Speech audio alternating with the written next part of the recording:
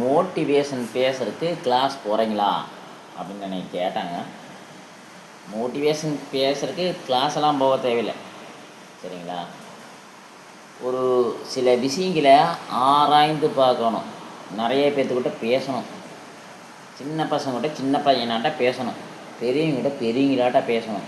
வயசுக்கு தகுந்த பேச்சு பேசணும், வயசுக்கு தகுந்த மரியாதை கொடுத்து பேசணும். அன்பாக பேசணும், அழகாக பேசணும், பண்பாக பேசணும், கனிவாக பேசணும், பொறுமையாக பேசணும். பெருமை தற்பெருமை ஒருபோதும் ஆகாது. இன்னும் பல தன்மையான விஷயங்களை வெளிப்படுத்தும் பொழுது அதில் 1000 கற்றுக்கொள்ளலாம். மார்க்கெட்டிங்கில் இருக்கணும். மார்க்கெட்டிங்கில் ஒரு நாளைக்கு வந்து 60 பேர்த்த பார்க்குறோம். ஒரு 60 கடையை மாதமானால் ஒரு 1800 கடை, 1800 விசிட்டு. 10 வருஷங்கும்போது 18,000 கடை. அதில் எத்தனையோ பேர் வந்துட்டு போவாங்க. அதுபோக பார்ட் டைம் நான் வந்து பார்த்ததெல்லாம் பார்ட் டைம் கோயம்பேடு மார்க்கெட்டில். அது டெய்லி 1 லட்சம் பேருக்கு மேலே வருவாங்க. நான் 5 லட்சம் மக்களை பார்த்துருக்குறேன். 5 லட்சம் பேருக்கு கூட பேசியிருப்பேன். 7 வருஷம் நான் கோயம்பேடு மார்க்கெட்டில் வியாபாரம் பண்ணிக்கிறேன். மார்க்கெட்டிங்கு நிறைய பேர் சென்னையிலே இருந்து 9 வருஷமாக 20 வருஷமாக. அதனால் நிறைய விஷயங்களை ஒவ்வொருத்தவங்ககிட்ட பேசும்போது நிறைய கற்றுக்கலாம், நிறைய தெரிஞ்சுக்கலாம். ஒவ்வொருத்தரோட அனுபவம் தான். ஒவ்வொரு சில விஷயங்களை கரெக்டாக கணிச்சு பேசக்கூடிய விஷயந்தான். அதாவது வந்து ஸ்பாட்டில் வரும்னு வச்சுக்கோங்களேன். டான்ஸ் எப்படி நான் ஆடுறேன், அது டான்ஸே இல்லைம்பிங்க நிறைய பேர்.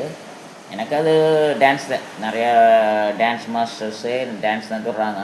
உங்களுக்கு அது டான்ஸ் இல்லாமல் இருக்கலாம். ஏன்னா புது ஸ்டெப்பு உங்களுக்கு பெரிய பெரிய நடிகர் ஆடும் பொழுது, பெரிய ஆட்கள் ஆடும் பொழுது அதே மாதிரி ஆடினா தான் உங்களுக்கு பிடிக்கும். ஒரு புது ஸ்டெப்பு போட்டால் பிடிக்காது. எனக்கு அது உடற்பயிற்சியாகவும் இருக்குது, எனக்கு உடம்புக்கு நல்லதாகவும் இருக்குது. நான் அதை எடுத்துக்கிறேன், சரிங்களா?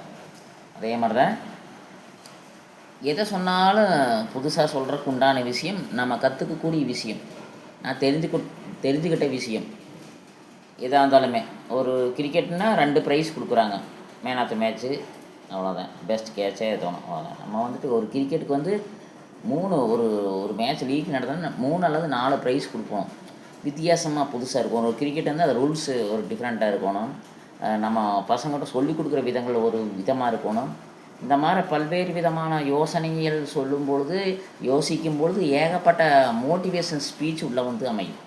ஒரு கிரிக்கெட் ஆகட்டும், ஒரு கபடி ஆகட்டும், ஒரு வாலிபால் ஆகட்டும், ஒரு ஃபுட்பால் ஆகட்டும், இன்னும் விளையாட்டு நிறைய வாட்ச் பண்ணுறதாகட்டும், ஒரு மனுஷனை வாட்ச் பண்ணுறதாகட்டும், என்ன ஏது பேசணும் வாட்ச் பண்ணுறதாகட்டும், எதிர்த்து பேசாமல் சாப்பாடு சொன்னால் இருக்கிற இடத்துல இத்தினூன்னு இடத்துல சாப்பிட்டு போகிறதும், தூங்க சொன்னால் இத்தினூன்னு இடத்துல தூங்குறதுமே, 10 பேர் இருந்தாலும் அனுசரித்து இருக்கிறதுமே, யார் விட்டால் வாய் விடாமல் நம்மளோட வாழ்க்கையை எடுத்துகிட்டு போகும்போது நிறையா கற்றுக்குவோம். மோட்டிவேஷன் நிறையா கற்றுக்கப்படுகிறது, சரிங்களா? தனி கிளாஸ் கிடையாது. நன்றி.